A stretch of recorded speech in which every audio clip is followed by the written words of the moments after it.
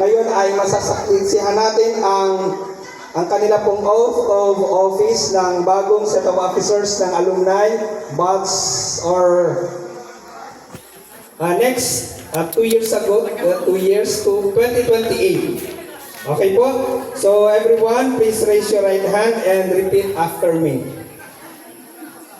I state your name.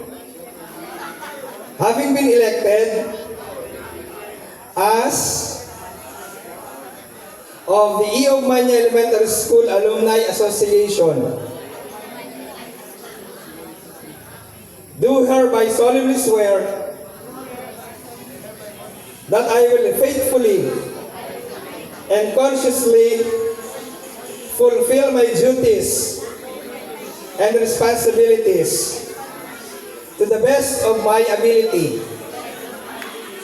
I commit to uphold the Constitution and bylaws of the association, promote unity among alumni members, and support programs and activities that will contribute to the growth and development of E. Ogmanya Elementary School.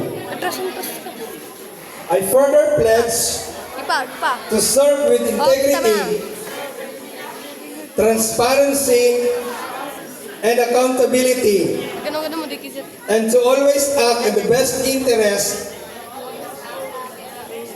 of the association and its members. So help me God. Congratulations po! Palakpakan sa ating new set of officers.